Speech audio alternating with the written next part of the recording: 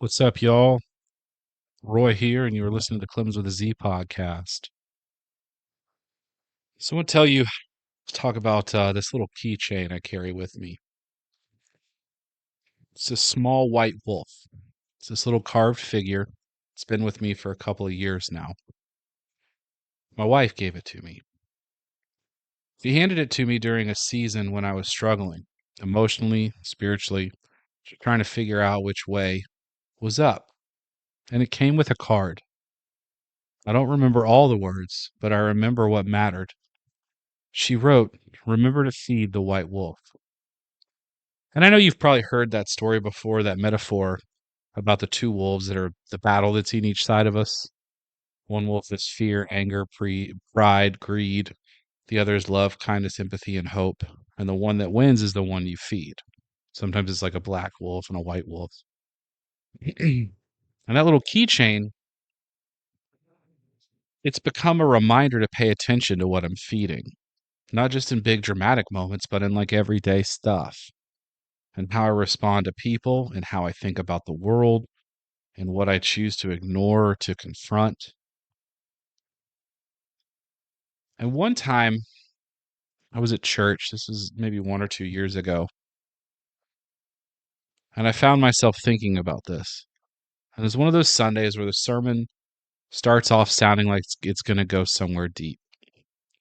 The pastor starts talking about slavery, about lynching, about the horrors of our past. For a moment, I thought maybe he's going to say something real, something honest, something that actually names what happened. But then he said this. He says it was Satan. The reason for all of that, the reason for slavery, the lynchings, the hatred, it was the devil. And I just sat there kind of frozen. I realized he really believed that. And worse, that everyone around me seemed to believe it too. There was no mention of white supremacy, no acknowledgement of the systems that were built and protected by real people, no reflection on how churches and Christians bless those systems, sometimes literally. Just Satan. And it hit me because this is what we do, right? Especially in church. We point to some external evil, some devil, some snake in the garden, and we act like that's where the problem is. The reason for the pain, the hate, the violence, and the injustice. And it's not that I don't believe evil exists, but what if that, or at least some of that evil, is ours? What if the real enemy isn't out there somewhere? What if it's the wolf we've been feeding all along? See, we love to talk about the fall of man, like it's this ancient curse that ruined everything. Adam and Eve ate the fruit, and now we're all broken. But maybe the bigger issue isn't what happened in the garden. Maybe it's that we keep biting. We keep hurting each other. We keep feeding systems that dehumanize and divide. And we keep blaming a snake instead of facing ourselves. And I get it. It's heavy. No one wants to be told that you are the problem. But here's the part that gives me hope. If we are the problem, then I believe we're also the solution. If we made this mess, then we can also choose something better. And that's where this episode starts. Not with blame, but with the possibility that facing the truth might actually be the beginning of something new. Now, we love a scapegoat, especially in church spaces. It's almost like there's this deep comfort in believing that all the bad in the world can be traced back to someone or something else, something ancient, something evil, something out there. That way, we don't have to look in the mirror. We don't have to ask hard questions about how we got here or how we're complicit. I mean, I think it's about how often we hear this stuff. It's spiritual warfare. The enemy is attacking, or Satan trying to tear us apart. Or the classic, it's all because of the fall of man. We built this whole theology around blame shifting. We act like the reason we lie, cheat, hate, dehumanize, stay silent, or protect systems of abuse is because some guy way back when ate fruit in a garden once. And sure, the metaphor is powerful. I get the poetry of it. But we've used that poetry as a get out of responsibility card for way too long. It's like we think the mess is inherited, but never chosen. That we're just victims of this cosmic tragedy called original sin, instead of willing participants in a cycle we keep feeding generation after generation. But here's the truth I've had to face.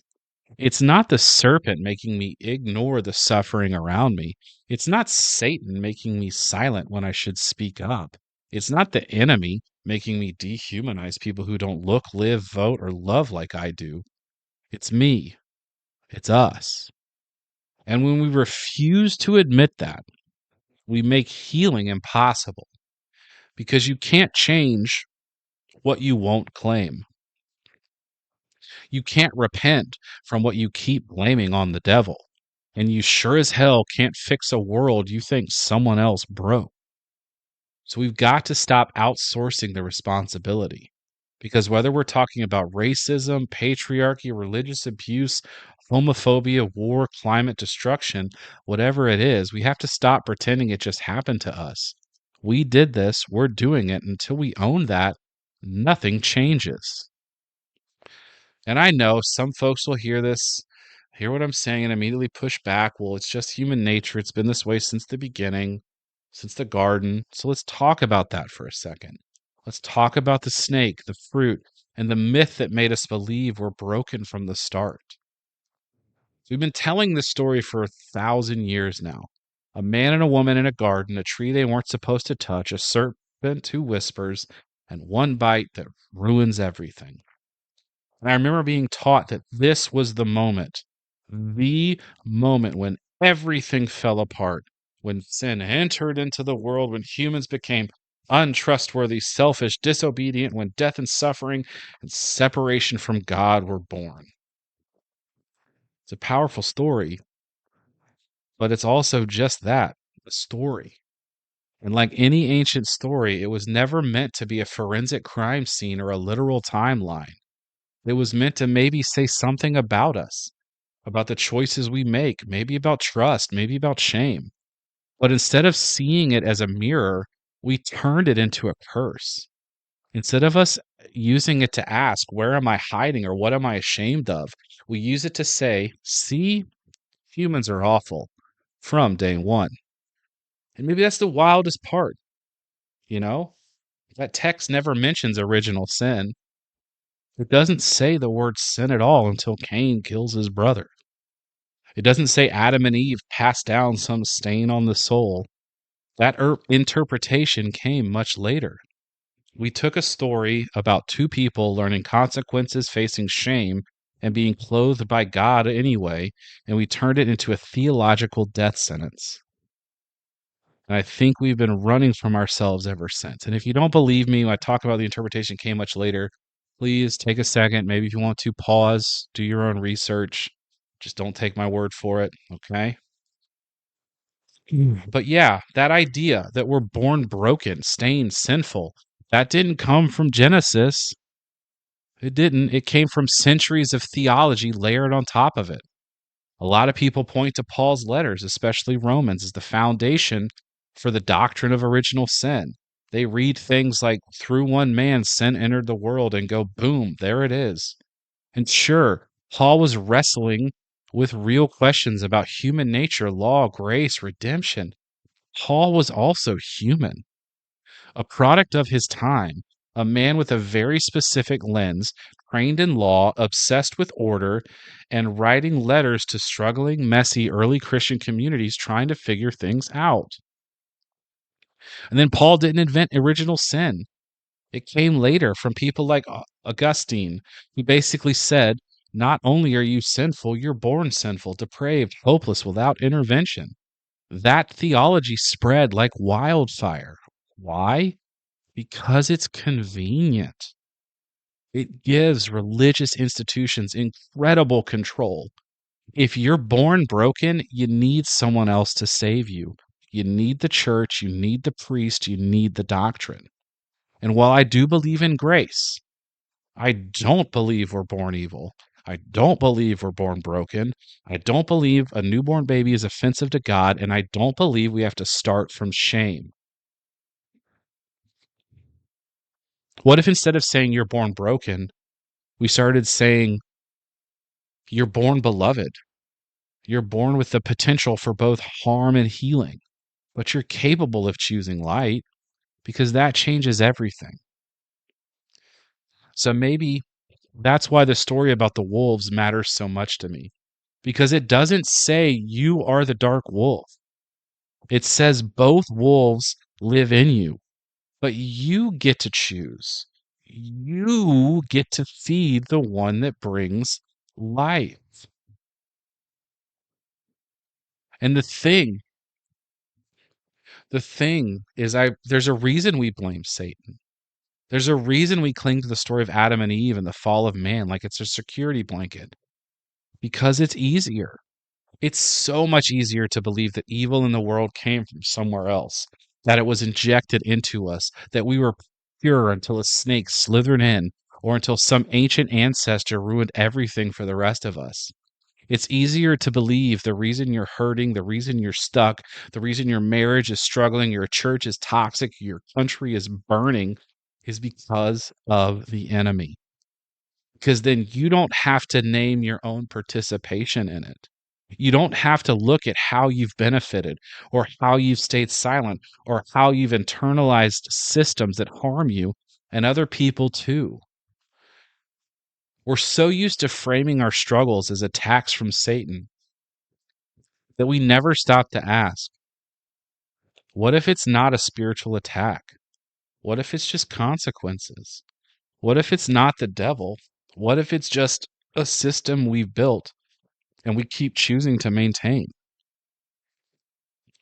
Don't get me wrong, it's terrifying to go there, to say this might be my fault, or even more painfully, this is our fault.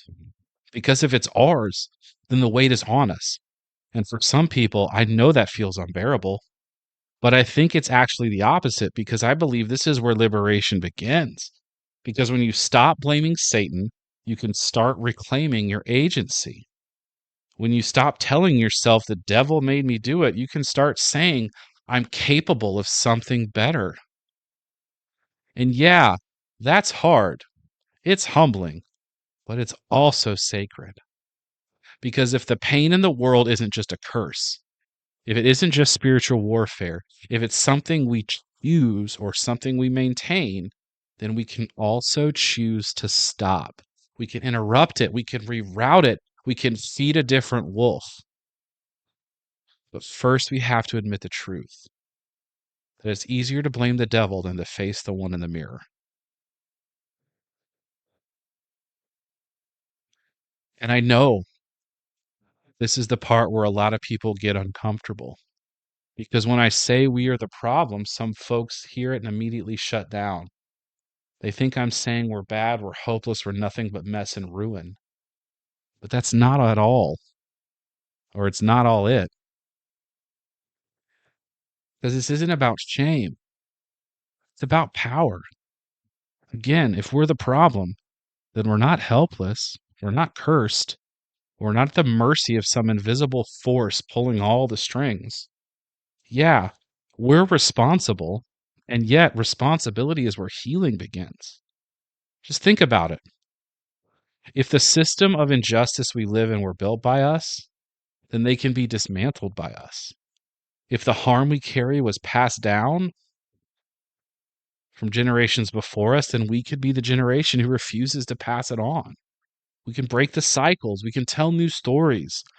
We can be the people that says, not anymore, not like this. But none of that happens if we keep blaming devils and fig leaves.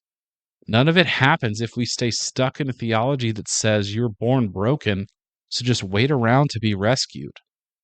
I don't want to live like that anymore. And I don't want my kid or anybody else to grow up thinking they're defective at birth. But I do want my kid to know that, yes, He's got both wolves in him, but he's not powerless. None of us are. We get to choose what we feed. We get to choose what kind of people we become. And no matter what anyone says, pastor, parent, prophet, I believe we are capable of astonishing good. Not because we're perfect, but because we're honest. Because we're willing to face the dark and still reach for the light. So, yeah, maybe the garden story isn't about a curse at all. Maybe it's a mirror. Maybe it's always been about facing the choices in front of us and the ones inside us. And maybe the real gospel isn't that someone else fixed what we broke, but that we're being invited every day to participate in the fixing, to pick up the pieces, to plant something new. Because if we're the ones who bit the fruit, we can also be the ones who grow the tree. And I keep going back to that little white wolf on my keychain. One that my wife gave me at a time where she didn't know how much I needed it. The one she said to feed. What a simple story it is. Two wolves inside of you, one filled with fear, hate, blame, and pride, the other with love, humility, courage, and compassion. And the one that wins is the one you feed. What if that story doesn't always say, or what that story doesn't always say, though, is how hard that choice can be? Because sometimes feeding the dark wolf feels easier. Blaming someone else feels safer. Staying in denial, way more comfortable. Admitting that your pain, your dysfunction, your broken relationships, your anger, your exhaustion might have your own fingerprints on it. That's brutal. I've had to sit with that. My own life, my own healing, my own faith. There have been moments when I've wanted to scream, "Why is this happening to me?" And the honest, quiet answer came back because you helped create it. Because you've stayed silent. Because you've kept feeding the wrong wolf. It broke me, but it also freed me. Because if I help create it, I can help change it. If the mess has my name on it, then the healing can too. This isn't about shame. This is about agency. It's about waking up and realizing we're not waiting on someone else to fix the world. It's us, and it's always been us. So I'll say it one more time. If we are the problem, then we are also the solution. That might feel overwhelming, but it also means that every moment is a chance to choose again, to show up, to own your part, to feed the right wolf, not because you're broken, but because I'm becoming. So if you've been blaming the devil, your past, or some distant ancestor in the garden, I think it might be time to stop. Not to hate yourself, not to sit in shame, but to step into the sacred power of taking responsibility and to start building something new.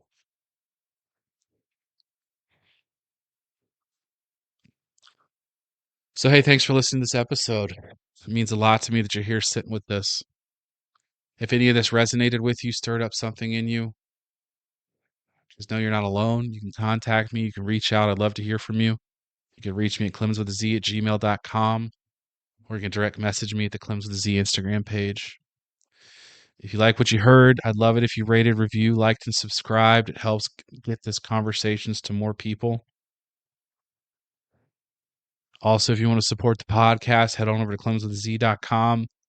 You can grab a hat, a sticker, something cool that helps support the show. You can also support me by heading to the GoFundMe in the show notes. Every little bit helps, and I'm grateful for it. If you want to hear more things, devotionals or articles or just stuff that I go deeper into, head on over to my Substack. It's Clemens with a Z. It's entitled Devotionals for the Deconstructing and the Disillusioned. You can see all those things over there. Until next time, y'all, remember, yeah, we're probably the problem, but we're also the solution. Peace.